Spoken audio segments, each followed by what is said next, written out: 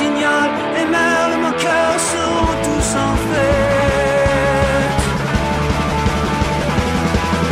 Les belles auront la folie en tête, et les amoureux du soleil au cœur quand nous chanterons. Le temps des cerises sifflera bien mieux, le merle moqueur.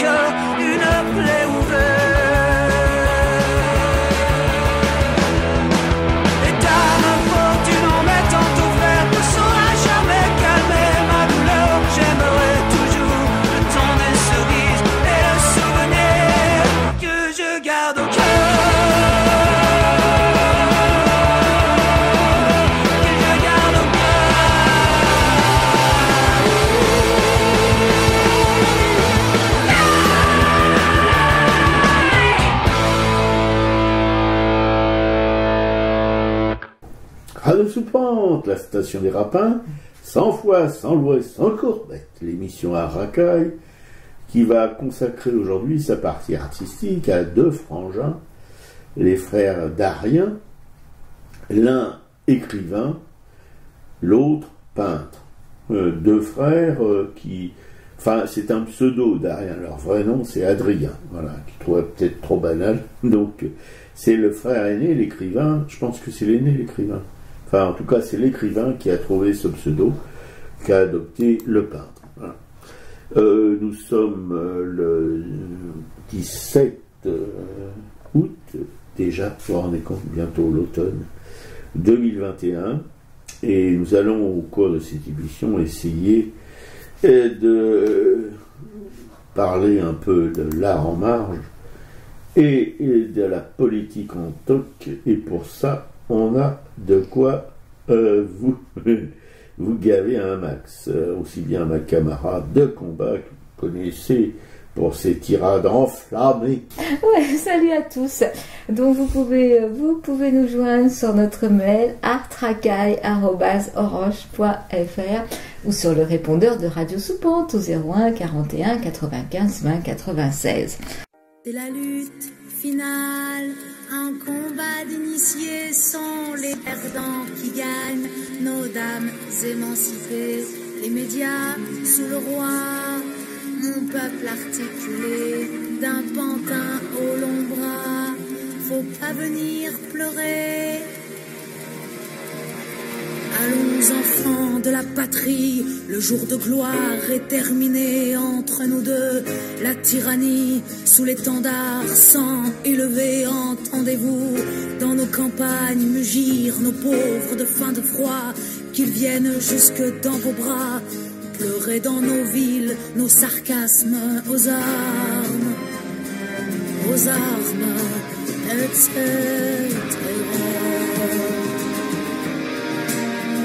Que veut cette horde militaire de traîtres et de rois conjurés quand ils nous traînent, quand ils nous traitent de cons, de braves, de pauvres Français? c'est quoi? Ces cohortes étrangères feraient la loi dans nos foyers, quoi? Nos flics, soldats, mercenaires, alors qu'on est tous étrangers aux armes, etc.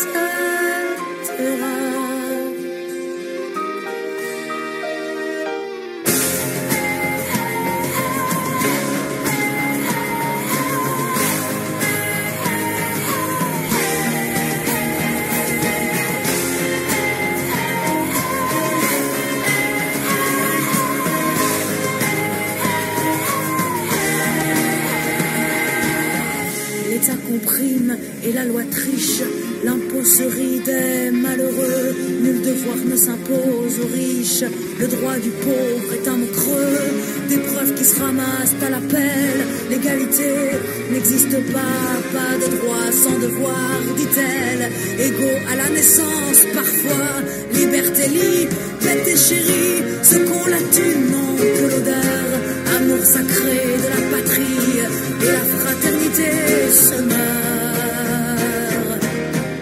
et la fraternité se meurt. Aux armes,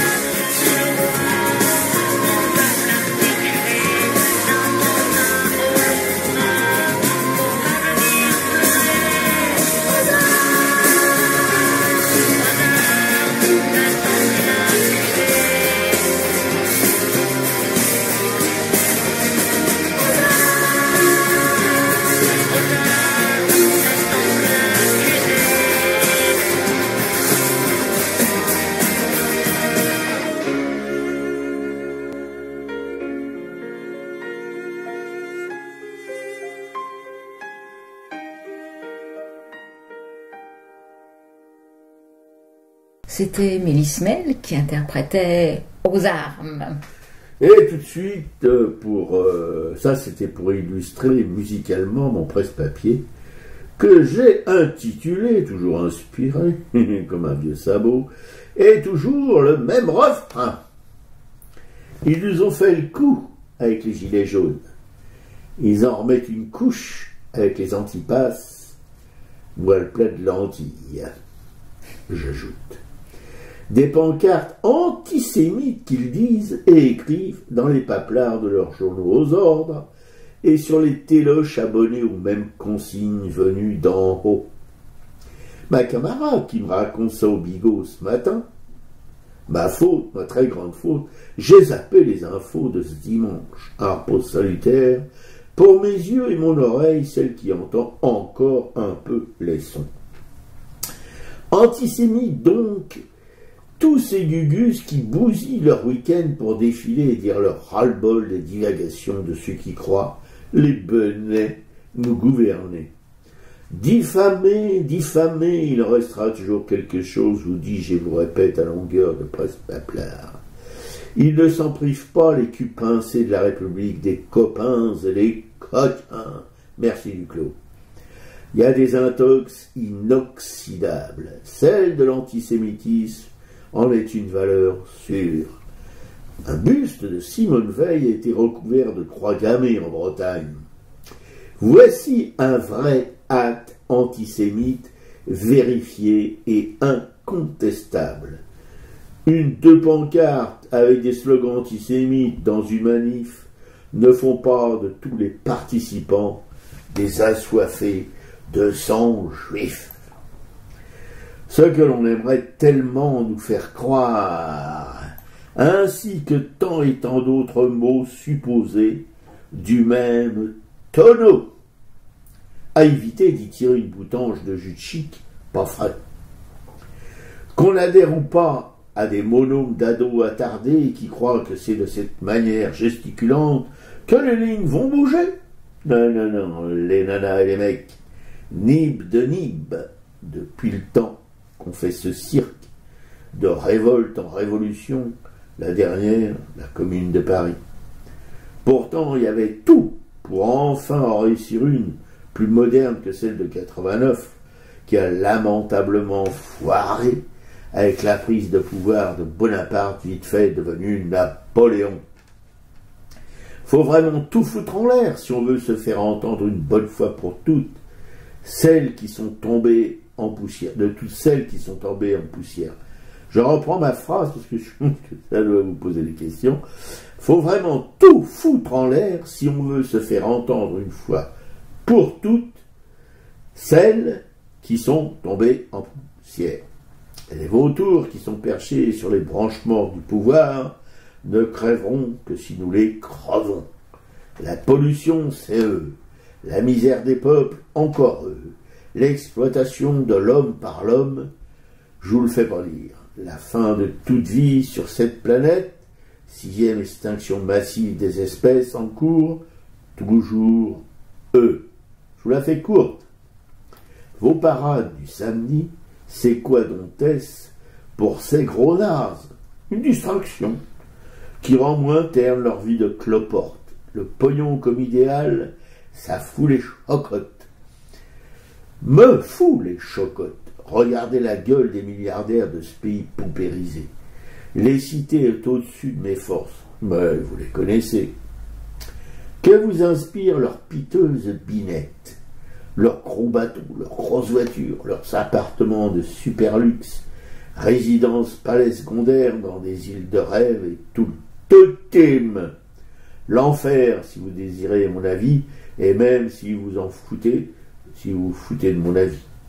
Vous marchez, et la marche est une bonne thérapie pour freiner l'appétit des mots qui nous font la vie par joisse. Et toujours le même refrain. Bon, je vous souhaite du courage, encore et encore. Vous en avez un grand besoin. Ouais, effectivement, quelque chose qui m'a vraiment foutu hors de moi. Je rentrais de la bête Somme hier, donc 3 minutes d'infos comme ça, d'un coup, et qu'est-ce que j'entends? Oui, que il y avait des pancartes antisémites dans les manifs anti-pass sanitaire. Alors que rentrant chez moi, bien sûr, du coup, j'ai regardé plein de petites vidéos, que ce soit dans le sud de la France, en Bretagne, dans l'ouest, sur la côte ouest, et bien sûr, je n'ai pas vu une seule pancarte antisémite. Et là, oui, je n'ai pu m'empêcher de penser à ce qui s'est passé avec les Gilets jaunes, où on nous a d'abord fait croire que il ne s'agissait que des gens d'extrême droite, ensuite d'antisémites, et je pense que la prochaine manif, on aura droit aux pancartes homophobes, puisque les Gilets jaunes, on les a aussi accusés d'être des homophobes. Donc les ficelles sont tellement grosses que soit il faut en rire, soit il faut en pleurer. Moi je trouve que c'est vraiment dramatique, parce que effectivement c'est... Ce qui embête ce gouvernement, c'est quand même que les manifs sont de plus en plus nombreuses, il y a de plus en plus de monde, alors que nous sommes en plein mois d'août. Qu'on pouvait espérer, enfin que le gouvernement pouvait espérer que ces mesures passeraient quand même avec un laissez-passer, parce que finalement les gens avaient autre chose à faire que de prendre la rue. Et ben non, du coup voilà, on est dans ce schéma qu'on retrouve et qui est insupportable, quoi. Avec ces journalistes qui ne sont pas des journalistes, mais effectivement des gens aux ordres, quoi, cette presse aux ordres. Oui, tout à fait. Non, ça c'est, j'avais aucune idée de ce que je pourrais faire comme presse-papier aujourd'hui, mais le coup de téléphone de ma camarade ce matin, alors que j'étais à peine réveillé, m'a vraiment secoué la couenne, et ça a déclenché, si vous voulez, ma logorée écrivassière. Et voilà, bon, elle a bien raison d'ailleurs de relever toutes ces choses sordides qu'on nous inflige depuis déjà pas mal de temps, depuis déjà presque 5 années. 5 années de pouvoir macronien, voilà, qui partage avec personne, hein, Pépère, hein, c'est lui qui commande tout. Et avec aux ordres des niafrons comme Darmanin, Jardin, Retour à Tourcoing, et j'en passe, c'est des meilleurs, voilà. On est là-dedans, et on risque d'y rester longtemps, ce qui peut expliquer un peu mon désabusement. Ouais, une façon de ne pas parler effectivement de la vraie raison de ces manifs, qui est quand même cette mesure liberticide. On ne parle pas de vaccin ou de non-vaccin, on parle simplement de mesures liberticides. Voilà. Donc moi, mon presse-papier, j'ai un petit peu glané et je suis tombée sur un article sur le site Reporter, un article qui a été mis à jour le 27 juillet, donc récent, qui concerne l'arrivée en Europe des zapatistes. Alors moi, j'ai la chance d'habiter à Montreuil, où il y a une effervescence militante permanente. Et effectivement, l'arrivée des zapatistes est connue depuis longtemps. Les Gilets jaunes de Montreuil sont particulièrement engagés dans cet accueil des zapatistes. Et il y a une première délégation qui est arrivée là fin juin. Donc ils sont arrivés par bateau. Ils étaient 7, une majorité de femmes d'ailleurs. Mais l'idée, c'est qu'ils soient plus nombreux à arriver. Ils doivent arriver cet automne avec un grand voyage prévu, une rencontre, vraiment un grand tour d'Europe pour parler du mouvement zapatiste, de ce qu'il représente, qui est quand même un mouvement qui est intéressant, hein, puisque il y a eu le premier mouvement, quand on parle de zapatisme, il y a eu le premier mouvement d'Emiliano Zapato, mais ça c'était dans les années 1910-1920, mais après c'est plutôt ce qui s'est passé à partir de 1994, où là des communautés sont devenues autonomes et ont développé des activités économiques, comme pour ceux qui connaissent un petit peu ce fameux café qui arrive tous les ans du Chiapas et qui nous permet de boire du café d'une manière un peu plus éthique. Voilà. Donc cet article de Reporter m'apprend que en fait cette délégation qui doit arriver à l'automne risque d'être coincée sous des mesures, des prétextes sanitaires. Donc voilà, je vais vous lire un petit peu cet article. Donc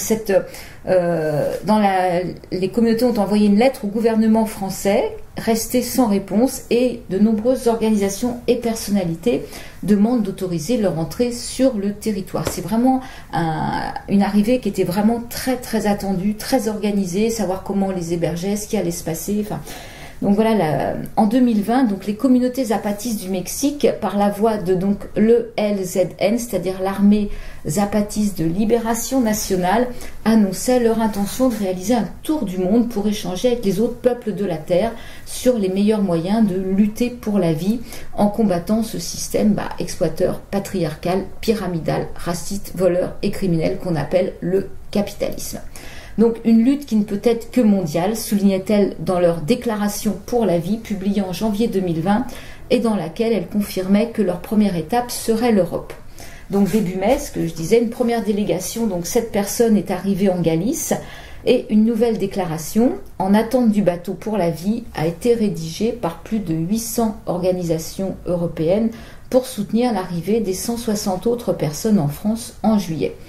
Donc l'agenda complet des manifestations est encore à établir, mais normalement il y avait une rencontre qui était prévue à la ZAD de Notre-Dame-des-Landes, et en fait ce mois-ci donc s'annonçait riche pour parler de leur expérimentation démocratique, qui est vraiment une mise en place d'une réelle démocratie, quoi. Mais comme par hasard, la récente réglementation sanitaire qui encadre l'accès sur le territoire français risque de compromettre cette arrivée, parce que le Mexique est classé zone orange et ses ressortissants doivent justifier, s'ils ne sont pas vaccinés, outre d'un test PCR ou antigénique négatif, mais d'un motif impérieux dont la liste définie par le gouvernement n'inclut pas les réunions culturelles ou associatives. Donc de nombreuses personnalités et de multiples collectifs européens ont adressé une lettre qui suit au gouvernement français pour lui demander de reconnaître comme motif impérieux les échanges autour de la lutte pour la vie prévue avec les membres des communautés indigènes du Chiapas.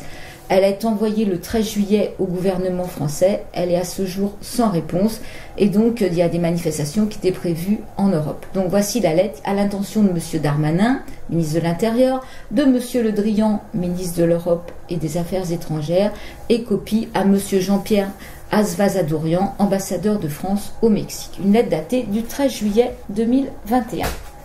Messieurs, une délégation de 160 ressortissants du Mexique, principalement issus de communautés de peuples autochtones zapatistes, se prépare depuis des mois pour venir en Europe rencontrer des groupes de solidarité, des associations culturelles, des groupes artistiques, des syndicats, des ONG et des organisations de défense des droits humains. Entre juillet et septembre, de nombreux événements sont prévus dans lesquels leur présence est indispensable pour échanger sur des questions de santé, d'éducation, d'écologie, de justice, des droits sociaux et des droits humains. Donc plus de 800 organisations, institutions et personnalités ont signé la déclaration qui s'appelle « En attente du bateau pour la vie », dans laquelle on peut lire « Depuis nos géographies, nos territoires et nos espaces, nous réitérons notre invitation à venir en Europe, à nous rendre visite, à nous rencontrer sur ces terres qui ne sont pas seulement celles du capital sauvage et transnational, mais le lieu d'où nous luttons pour faire en sorte que la vie et donc le monde soient un endroit digne où vivre. » Face à la situation actuelle de choc planétaire, les communautés indigènes et surtout le mouvement zapatiste viennent en Europe pour réaliser des rencontres, des dialogues, des échanges d'idées, d'expériences, d'analyses et d'évaluations entre personnes qui sont engagées à partir de différentes conceptions et sur différents terrains dans la lutte pour la vie, comme l'indique ce texte intitulé « Une déclaration pour la vie ». Nous qui les avons invités à venir participer à ces réunions échanges, nous considérons que la lutte pour la vie est une question d'importance vitale, une question impérative, et si nous ne luttons pas pour la vie, il n'y aura pas d'avenir. Et comme nous supposons que pour le gouvernement français, cette lutte pour la vie devrait aussi être une priorité, nous comprenons que l'administration publique française devrait admettre ceci comme un des motifs impérieux pour entrer dans le pays, parce que le voyage est pour la reconstruction d'un tissu d'espoir et de liberté. Nous considérons que les réunions déjà engagées, les invitations des signataires des déclarations déjà mentionnées, les invitations de ceux qui signent également cette lettre et surtout le fait que la délégation vienne lutter pour la vie face au désastre environnemental et humain dans lequel nous vivons prouvent l'existence d'un motif impérieux qui devrait permettre l'entrée de la délégation. C'est pourquoi nous nous adressons à vous car nous aimerions avoir votre confirmation que le gouvernement français ne s'opposera pas à cette lutte pour la vie, qu'il n'y aura pas d'obstacles de distance ou de frontières qui empêcheront la patrie de la fraternité, de la liberté et de l'égalité d'être le pont naturel d'arrivée de cette délégation historique qui, pour la première fois, mettra la voix des peuples originaires au premier plan dans nos rues, nos théâtres, nos universités et nos cœurs. En conséquence, en nous appuyant sur plus de 4000 organisations de solidarité du monde entier qui ont signé le communiqué, une déclaration pour la vie, et sur celles qui rejoignent et signent cette lettre, nous demandons que vous preniez les mesures nécessaires pour que cette délégation puisse entrer sur le territoire français à la mi-juillet par voie aérienne, dans l'attente de votre réponse.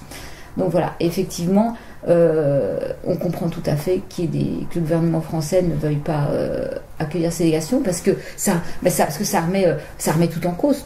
C'est comme des mouvements. Je ne sais pas où c'en est parce que c'est mi-juillet apparemment. L'article est mis à jour le 27 juillet, c'est-à-dire qu'il n'y a pas eu de réponse du gouvernement français. S'il y a des gens qui nous écoutent et qui en savent un peu plus long, on est preneur de nouvelles informations. Mais oui, c'est comme la Commune de Paris, quoi.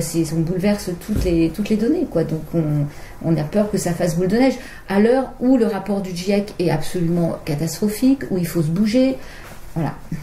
Et où Macron est rappelé alors par la communauté européenne, c'est quand même la communauté européenne. On ne peut pas dire que ce soit des loups de l'écologie, mais bon, quand même, ils ne respectent pas donc la charte de l'Europe concernant, si vous voulez, l'écologie. Voilà, c'est tout simple.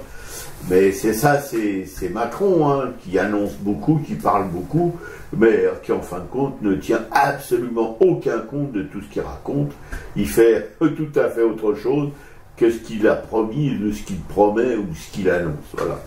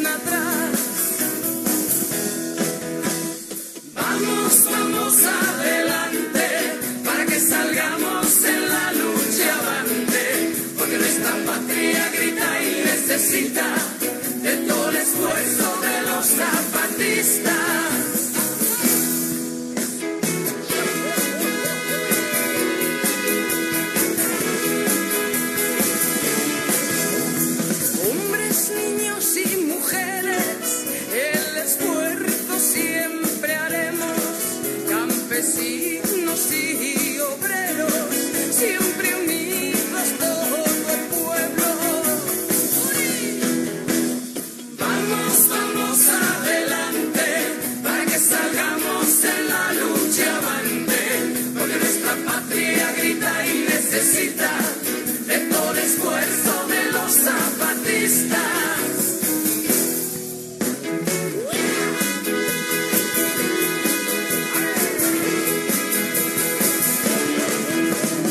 Nuestra historia dice ya acabar la explotación. Nuestro pueblo dice ya lucha de liberación. Ver qué planes hay que hacer y seguir en la consigna que vivimos por la patria o morir por la libertad. Vamos, vamos adelante para que salgamos en la lucha avante, porque nuestra patria grita y necesita de todo el esfuerzo de los zapatistas. Vamos, vamos, vamos, vamos, vamos adelante. Voilà, bah pour illustrer ce papier, je mettrai l'article donc de Reporter en lien avec, comme ça vous pourrez avoir même la liste des signataires et la déclaration pour la ville. Et donc là, voilà, vous avez entendu l'hymne zapatiste.